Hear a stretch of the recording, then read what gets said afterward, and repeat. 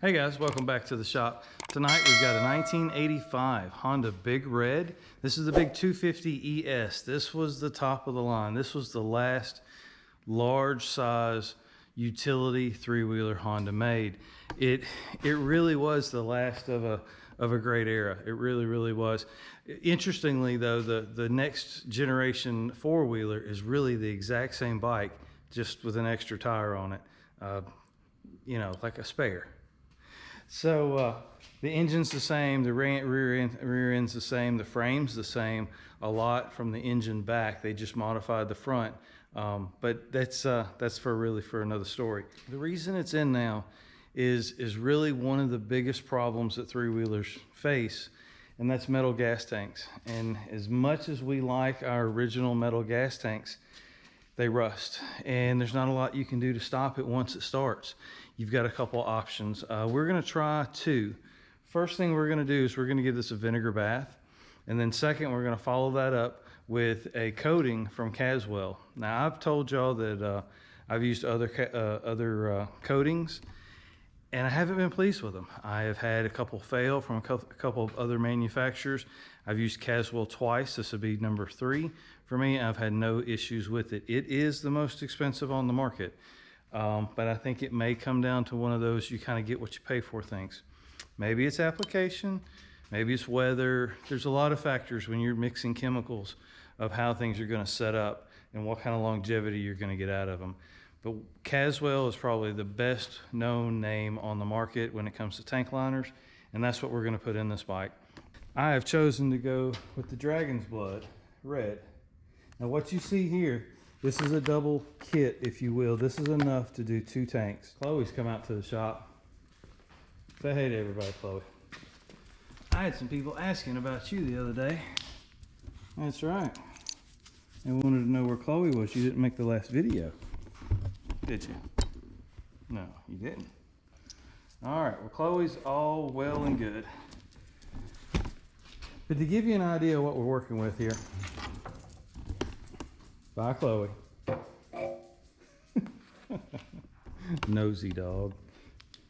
This is what we got. This is our tank condition before we start. It's not great. I've seen worse. It's got a good layer of rust all the way on it. It's very even. I think if we etch it with the vinegar, I think we'll be in good shape. Regardless of how that turns out, honestly, I'm gonna go ahead and line it. I just think it's kind of one of those jobs when you're there and you've got the material, you can line it once and kind of forget about it. And so that's the reason we're gonna do that. So let me put the camera down and we'll get started. If you have a lift like this, put a floor jack underneath the back end.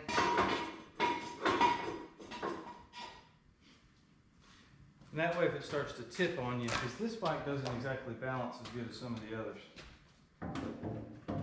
the floor jack will catch it.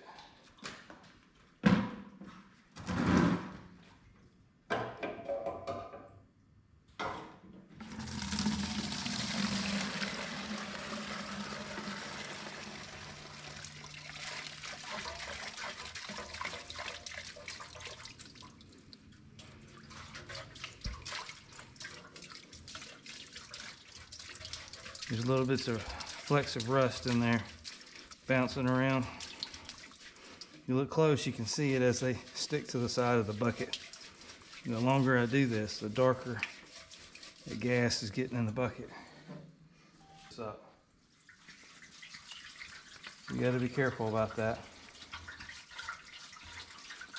But it's cheap, it's readily available. You can reuse it at least twice. What I'm going to do is I'm going to put the sheetrock screws in here.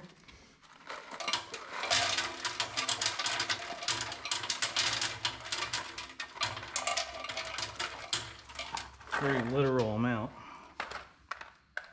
Put my cap back on. Now if you look underneath here, the cap really doesn't look that bad, which is good. There is some rust starting to come up on it. We want to try to get as much of that off as we can. We want to save this tank. The value of this bike, like I've said before, is in the tank, the fenders, and the seat. And we've already got one strike against us because our factory original fenders are all busted up. So we want to try to preserve as much value as we can. And what the idea here is, the screws are sliding back and forth against the inside of the tank, and that's going to knock loose any of the larger scale, the larger flakes of rust. And once that exposes that rusted metal, then that's when the vinegar gets to work, and it actually starts removing that rust.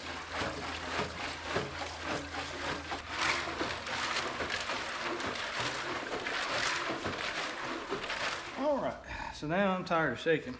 Y'all saw that coming though, didn't you? And what I've got set up here is a funnel.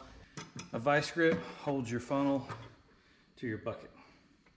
Works pretty well. What I'm going to do is I'm going to take this paper towel and I want to strain the screws out from this tank, and I want to get the vinegar and stick back in the tank. Remember, we put that in there, it was clear. I'm just trying to pour it right through the paper towel. The paper towel will actually catch quite a bit of the rust as it comes out.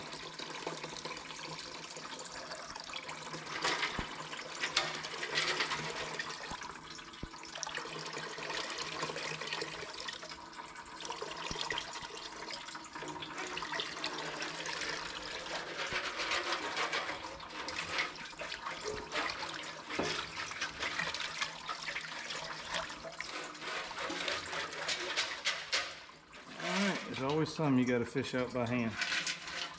All right, good morning. It's Saturday. Yeah, happy to be at the house, not working today. So let's check on our tank. It's been about 12 hours, and let's see what we have. What do we have cooking? Looks like we had some. Ew. Well, that definitely looks a lot better. Look at that. Well, that's what to be expected. I'm going to let that go probably the rest of the day.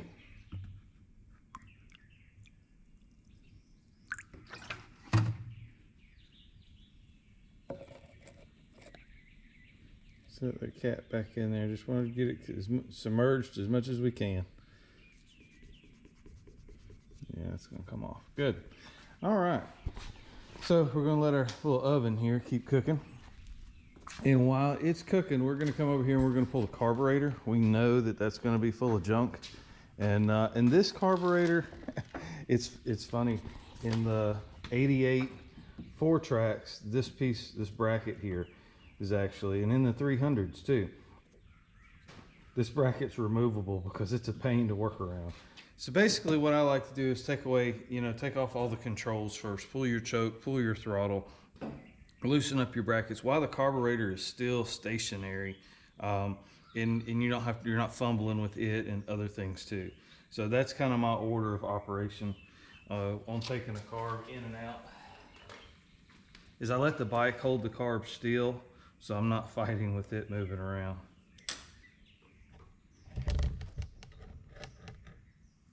All right, so we got our carburetor over here in a bowl, just so we can catch whatever sediment or fuel that's still left in it. This bike has not ran in probably, I don't know, a year. It's that's one of the problems when you have a lot of bikes. They sit. And this one got buried in the back of the shop, and the few times I wanted to ride it, it was going to take 20 minutes to drag it out, and it just wasn't worth that. But so it kind of makes you think, having a lot of bikes like this, if you can't get to them, and when you do get to them, they won't start because you've let them sit up. Kind of makes you want to think about your priorities a little bit.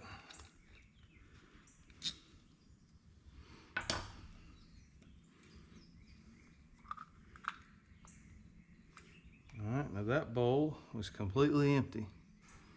So we may have other problems. And what I mean by that is it could very well be that the tank was so full of trash that the petcock was blocked up. And if that be the case, then that's an easy fix too. We'll go through this since we're here. It's the same procedure we just did on the 125M. I'll go over it with you. The only other issue or only difference really is that this particular carburetor has 3 jets. It's the same procedures, you just do it 3 times instead of 2 times. All right. See if we get all of this. So this is your run jet, this is your main. It's gonna be the largest of the 3. Again, just like before, you're gonna wanna look through it. I don't know if the camera's gonna pick up on this. I apologize if it doesn't. But it's the same procedures. We're gonna check each one of these. I've got a piece of wire. This is not knurled, it's not rough. It's just a piece of wire. We're gonna make sure we can go all the way through, which I knew we could on that one. Looks good. I'm gonna go ahead and check these side ports or openings just to make sure. Again, it takes 30 seconds, and while you're here, go ahead and do it. I don't think any of these are plugged up, but this is just good, you know, good practice. Okay.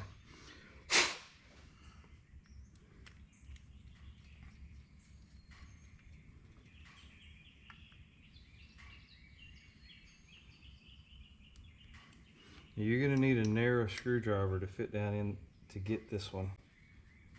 It is a snug fit.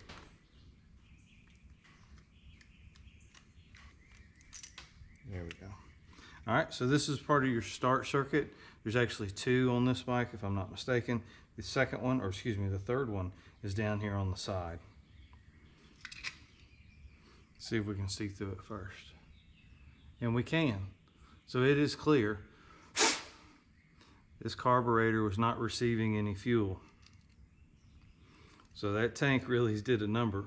I guess between the fuel filter and the petcock getting plugged up is what we're thinking. That kept the trash out of the carburetor. If you lift the floats up here, you can kind of reach in underneath it with a smaller screwdriver and get this side jet out. It's a pretty small one too. You can take the floats out if you want. We're probably going to have to put that back in. But that is just a small, little, bitty, teeny jet. And it's clear. I can see through it. I don't know if you can or not. I'll get my fat fingers out of the way. I don't know if you can see through it or not, but that jet's clear also. So that's good. We're going to run our wire through it anyway just to make sure our eyes aren't tricking us. So the 85 and 86, there is a difference in the carburetors between the Big Reds and the 250 SXs. Again, I'm not a carburetor expert, but I do know there is a different. I believe the change was made, my understanding anyway, is to help with cold starts. So if you have a choice between getting an 85 and 86 carb, the 86 is probably going to be a little bit better, a little bit more technology on it.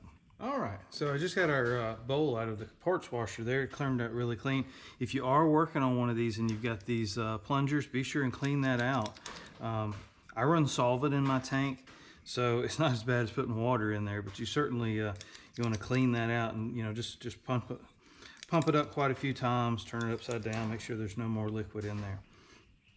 When I do put carburetor parts in the parts washer, I do run the heater on mine, and so I try to take as many of the O-rings out and things of that nature as I can. All right, well, we're all ready to go back together here. Just be careful about where everything fits. Here's a little trick, reusing these old screws, which you should.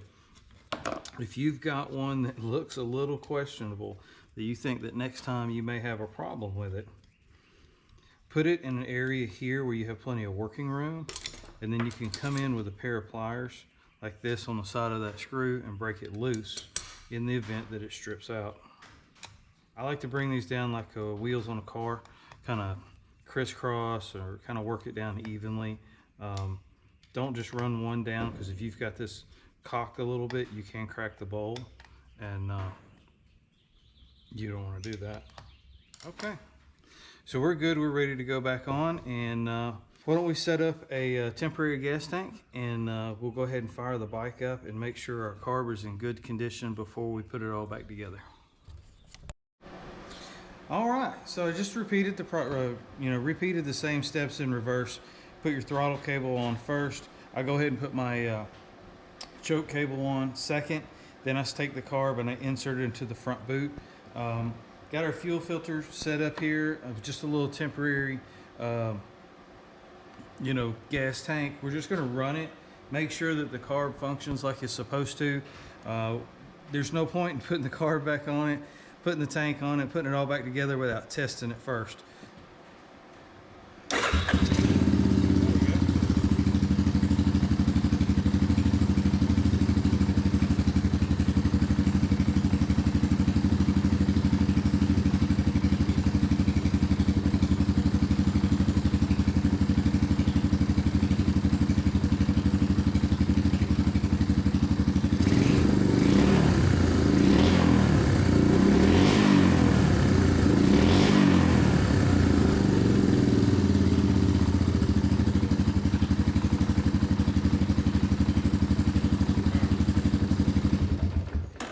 So this may sound a little different than a lot of your other big reds. This one actually has a header on it. It has a header and an exhaust pipe, a performance muffler, I guess they would call it. It's the real deal. It came this way. I didn't do it. You see this pipe here, the factory one had a heat shield on it, and this is actually a larger diameter. Then it goes all the way back. This is where the slip fit is here. I believe this is a Cobra, is what it looks like to me. I don't know that. Somebody spray bombed it, so I can't tell. Looks like the sticker's gone on it.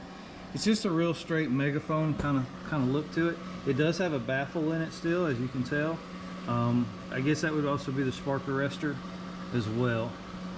But anyways, it's got a nice sound to it. I will tell you, you're not going to sneak up on any deer with that bike, but it sounds good. I mean, if you're into trail riding, and as for performance, I've had 4 of these, and this is the only one that would pull a wheelie in third.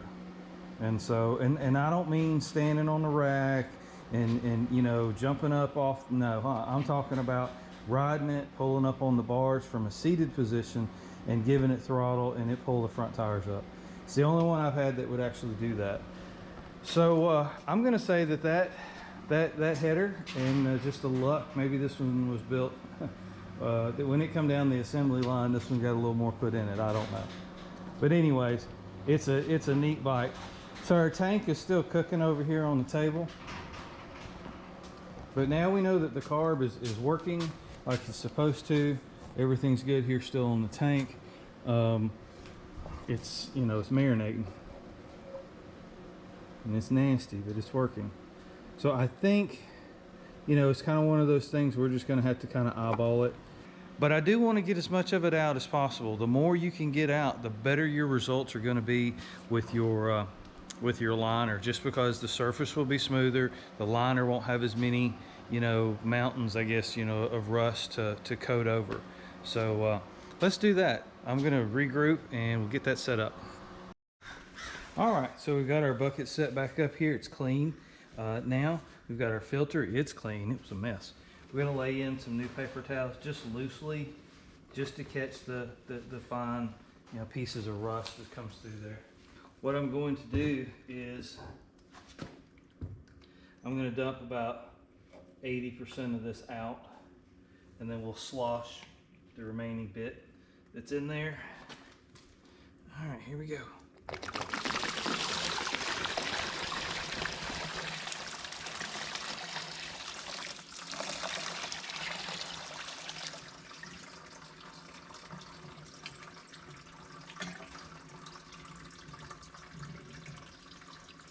That looked really clean until it starts to settle. You see all the flakes coming to the top.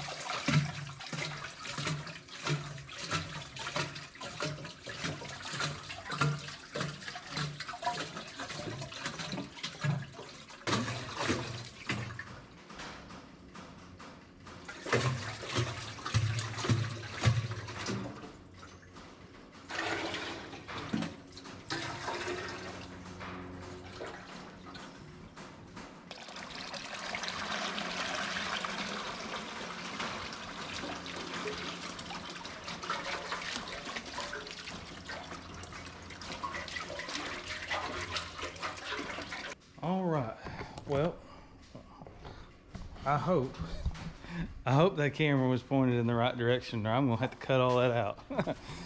So I think we did really good. If you look close, you see the gray color in there?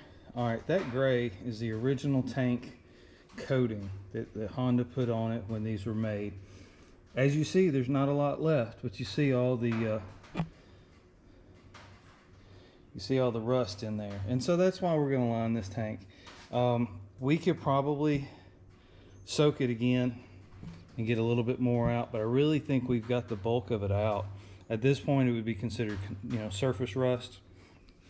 And so that's why we're gonna coat this tank. And why did I choose red? Well, because I've done clear and I've done gray, and I have never tried the red, and I figure it's a big red, you know, three-wheeler, why not use red? So I'm using the red.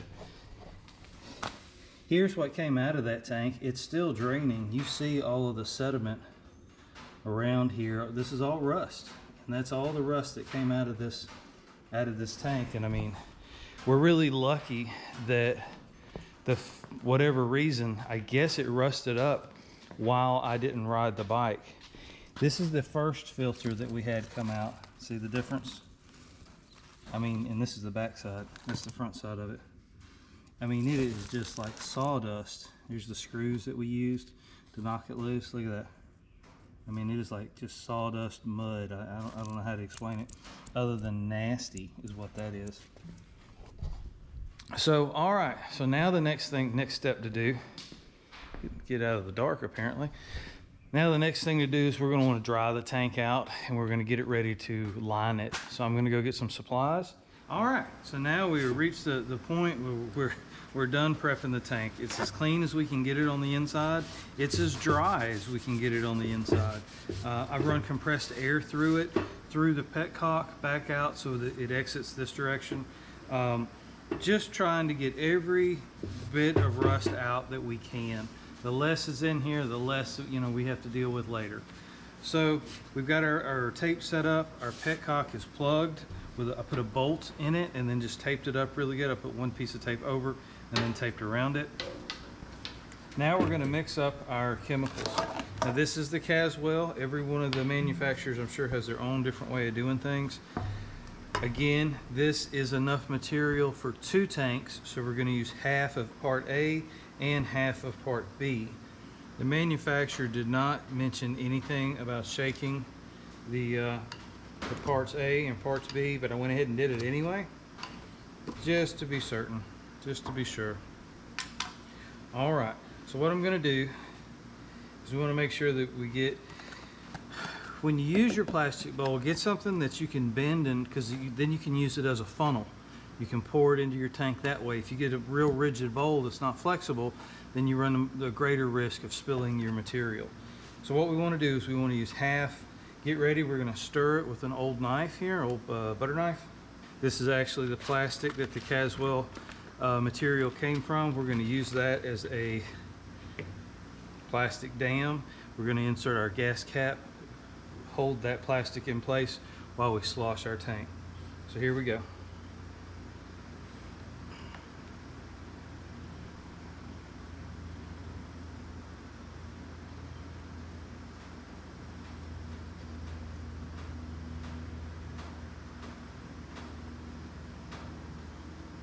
It's easier to take a little more out than put a little more back in.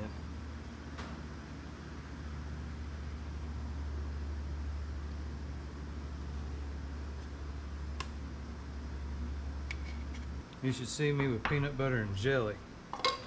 I can do it.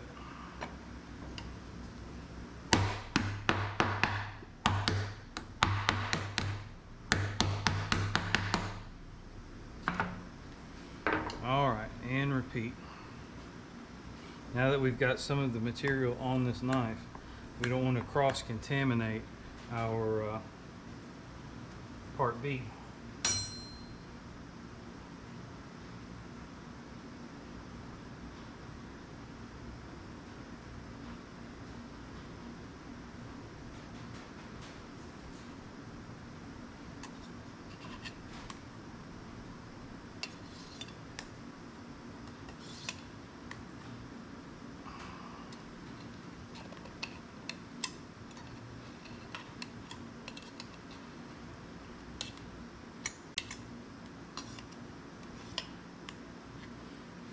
That looks like half of both A and B.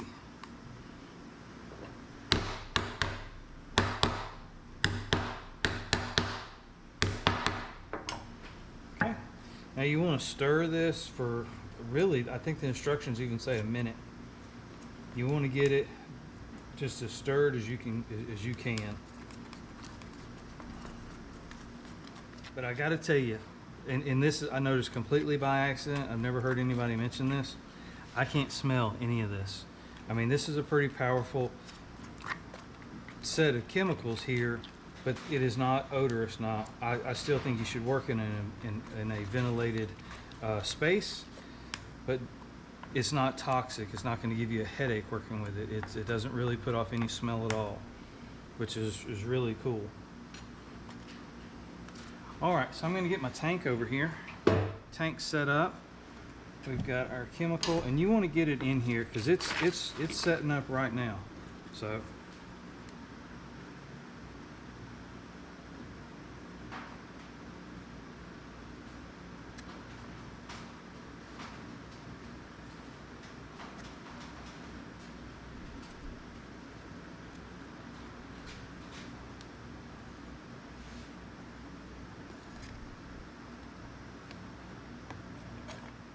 we got it in. We did really good. We didn't spill any. That's always good. I've got a piece of plastic here. I'm just going to insert my cap. A sandwich bag would work.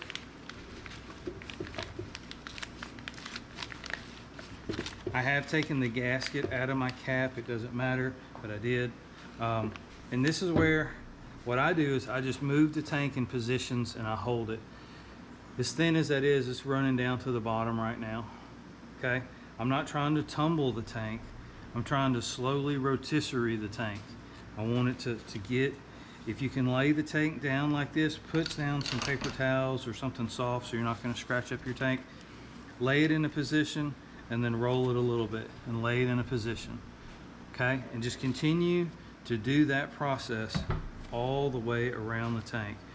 When you get done rolling it in the barrel direction, do it the long way, you know? You want that material to coat the entire tank. Now granted, you're going to have rust on the top of the tank too. It's where those gas vapors have gotten and they've set over the years. Because these tanks have a tunnel, which is this area here, sometimes it's hard to get it right down the top of that tunnel. So this is another reason why to roll it slowly this direction so the material will go down into the valleys, and then as you rotate the tank, it will find its way over the tunnel. Now what I recommend for the cap, since the cap is not going to be lined, what we're going to do now that the cap is really clean, I'm going to run it back through the parts washer one more time. I want to get it as clean as I can, and what we'll do is we'll paint the tank, we'll paint the underside of the cap just to keep any paint, tongue-tied today. We will paint the underside of the cap just to keep any rust from starting there. All right, ooh, it's tight. All right, so as you see, our tunnel is actually good and coated. It's actually getting a really good coat on it. You can watch it with the flashlight. Flashlight And you can look for places that you missed. But the most important part is to keep it moving.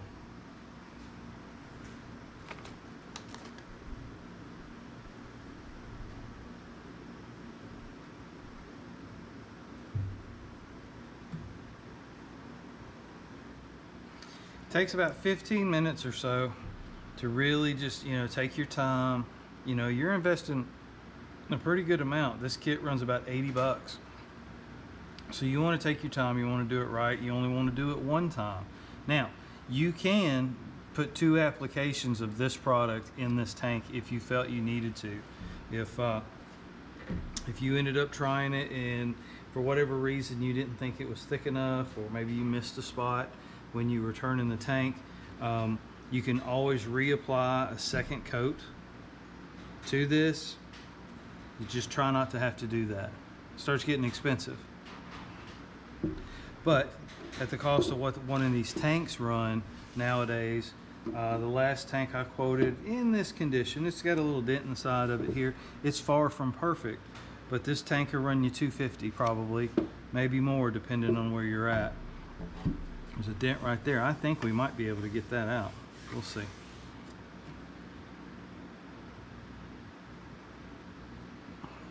And doing what it does. I'm going to take this cap off again.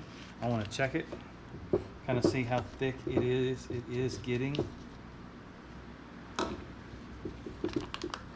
This is why you put tape up on the top. Okay, good. I wanted it to get up in here around this neck area. I want to be sure and get that tunnel. A flashlight is certainly a great tool to have out in the shop. Oh, that looks really good, y'all. Now it's picked up the little flecks and it's moved them around, but it's a very, very even coat. That's really good. All right, guys, it's been about 15 minutes. Now the instructions say to swish this around inside the tank and then pour out the excess. I'm going to disagree with them. I know it's their product and I'm wrong for saying so, but I'm going to tell you how I do it, and here's why. I'm not going to fill back up this bowl with $40 worth of material and throw it away. I spent a lot longer rotating this tank in every possible direction, and I want as much of that material in here as long as it's good and even coverage. Yes, it's going to cause it to cure slower.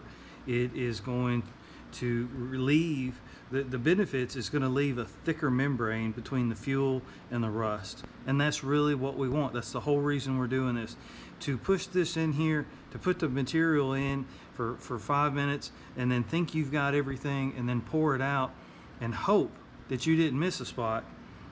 I just don't necessarily agree with that.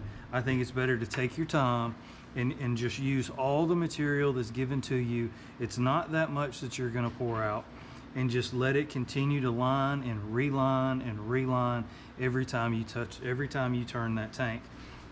And I got to tell you, I'm going to show this to you the best I can. Let's see here. This is just great stuff. I mean, so here's the flashlight. If you look, we're talking the side walls all the way around. It's good even coverage. We've got the tunnel nice and coated. It goes all the way back to the way back. It's what we always used to call the back of the when we would go on a trip, the back of the SUV, we would always call that the way back. And so, I mean, it just did a great job. Look at that. I mean, it's everywhere. But that's exactly what you want. Now you see these pieces that are hanging down like little icicles. You can leave those, or you can cut those off once it finishes and hardens. But that's how thick it is. It's actually suspending itself and dripping now like icicles. But that's how I do it. Right, wrong, or indifferent, it does go against the instructions.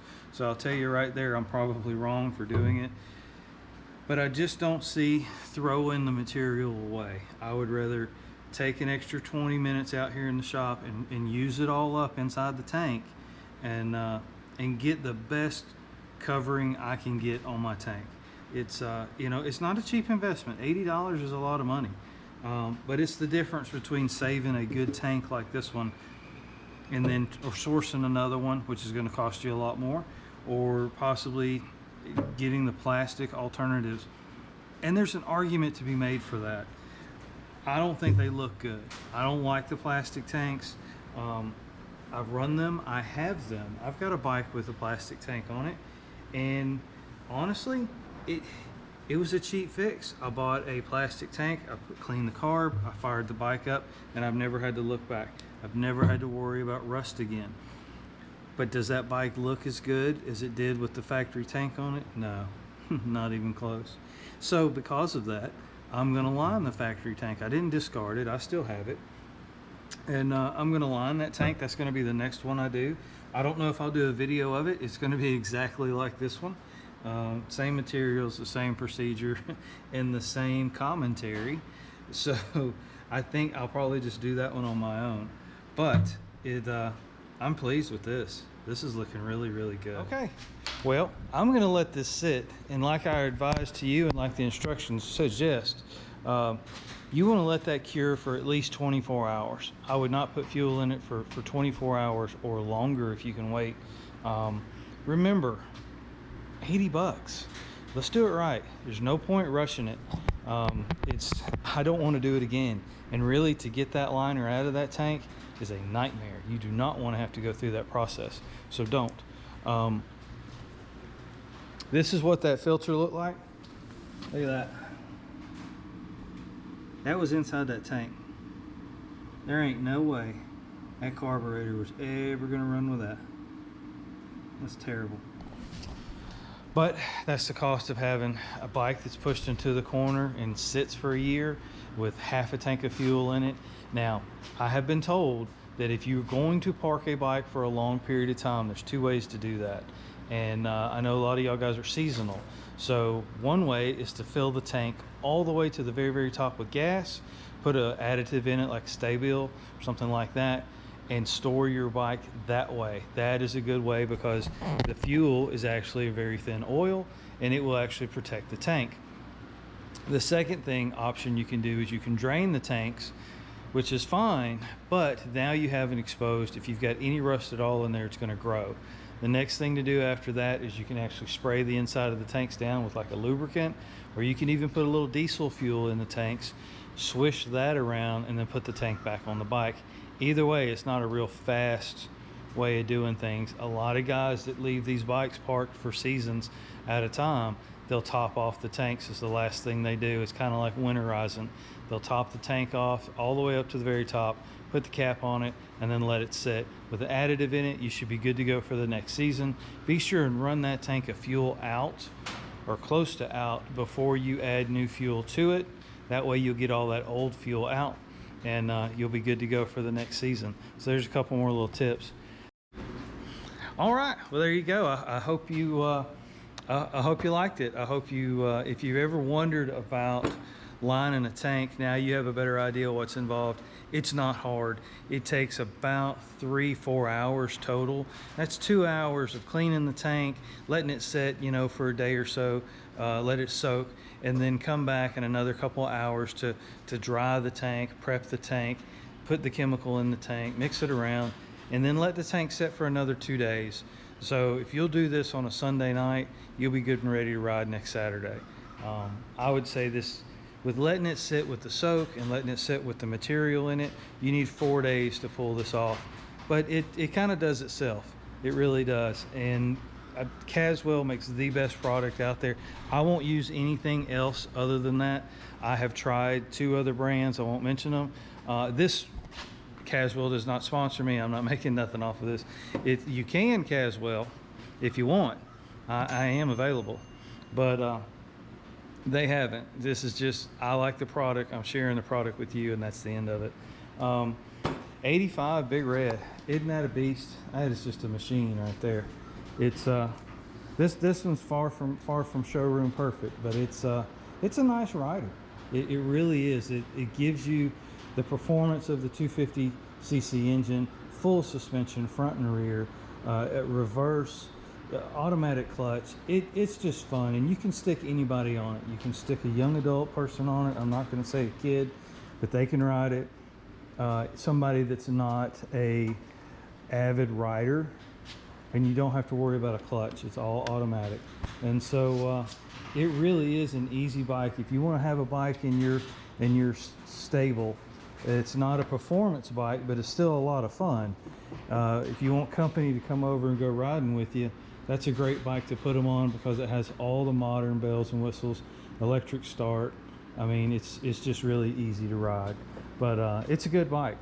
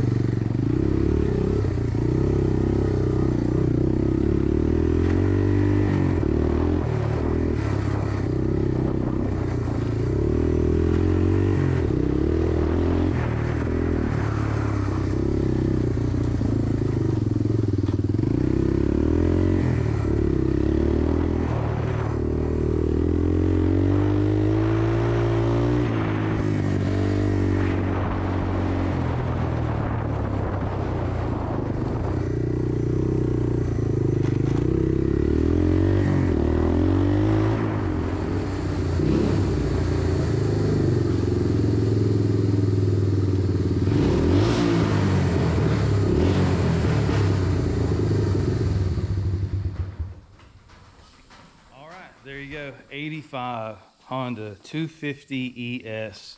It's got a pipe on it. It sounds like it too. It runs like it too. Y'all saw me miss a shift there. Yeah, I went the wrong way. Half these bikes I got shift up pattern, half of them shift down pattern. Sometimes it's hard to remember which one you're on. So, you know, it happens to the best of us, I guess. But there it is. There it is. I can't, you know, Honda just knocked this one out of the park. It's got a ton of power. It's a heavy bike. Now, I will say that I would have liked to have seen this drivetrain in a lighter bike. Something like a 200X chassis. That would be correct. That would just be, that would be insane. It really would. That torque, that horsepower, it's a lot of technology. I'd love to shave 100 pounds off that thing. I bet it would be a rocket. And it would really be, I don't know that it would be that necessarily hard to do.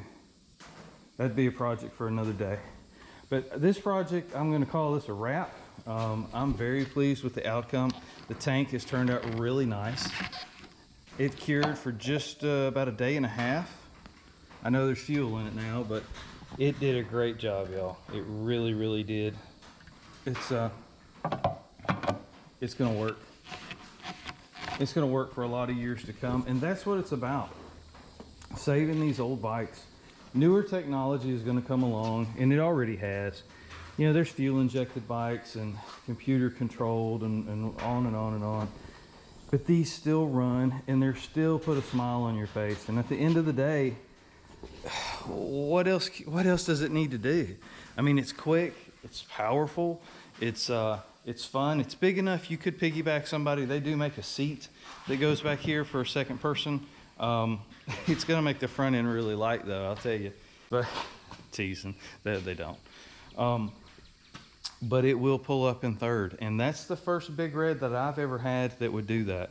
And so it's got some horses underneath her. She's not perfect, but I think it's time that I make some room in the shop. So this one will probably go on the chopping block. I hate to say it, but I hate to see it go, but you can't keep them all. There comes a point in time, you know, when you have to make decisions, and I think now's that time for me. But don't worry, I'm not going anywhere. I'm just gonna focus mainly on the sport bikes. I'm gonna focus on the 200Xs, the 350Xs, the 250R. I will keep the SX just for sentimental reasons, but I'm probably gonna part with my M, and I'm probably gonna part with the 84 Big Red once we get it going. So there's some upcoming content for y'all. We're gonna pull both of those out and get them ready for sale. Maybe we'll talk about that. Maybe we'll talk about price points and margins and things of that nature. This video's run pretty long, so I'm gonna hush. Thank you always for watching. I appreciate it. I hope this helped you out. I hope possibly if you had some questions or concerns about lining a tank, that this puts your mind at ease, that it's not that hard. It does take a couple of days to do it right, but it's not difficult. And you can do it. You can do it with basic hand tools. Really, I think a 10mm ratchet's about all we needed for this, and a flathead screwdriver. But it's not that hard. I just want to encourage you to get out in the shop and do what you enjoy doing. If it's just 30 minutes a day or an hour a day, or maybe you got a whole, you know, Saturday afternoon or something that's free, and you just want to get out in the shop and turn some wrenches. These are great little projects. Basic hand tools is really all it takes. The manuals, and I'm talking the service manuals, are free online. There really isn't, with the information that's on the internet now between Facebook and threewheelerworld.com, which is where I got my start. Always want to remember those guys out there. Thank y'all for watching and supporting me. I appreciate it. There's so much information out there that if you had a problem, within 5 minutes you could get the right answer. Whatever your problem is, there are thousands and thousands of three-wheeler enthusiasts all across the world. I get messages from Australia and Europe and Canada. I got you, Canada, my friends to the north. There's about 15 of y'all that message me on a regular basis, and so welcome and thank you. I appreciate it. Happy to help, and I'm glad to see that the bikes are running strong up there north of the border. But by all means, you run into a problem, you can find help. Talk to me, join the forums, join the website, support those people, and the information will stay out there for all of us for years to come. Well, as always, thank you for watching. I encourage you to get out in the shop, turn a wrench, take your mind off of your troubles, do something productive. You know, you go out and turn a wrench for an hour or whatever you enjoy doing, do it. Make time for it. Make time for yourself. 15 minutes, an hour, whatever you can spare. Get out in the shop. So thank you. Take care. 10,000 is our goal this year. We are already at 4,040 right now. So we're well on our way, and that's all because of y'all. Thank you so much. I appreciate it. Y'all take care, and have a great day. See ya. Oh, don't forget.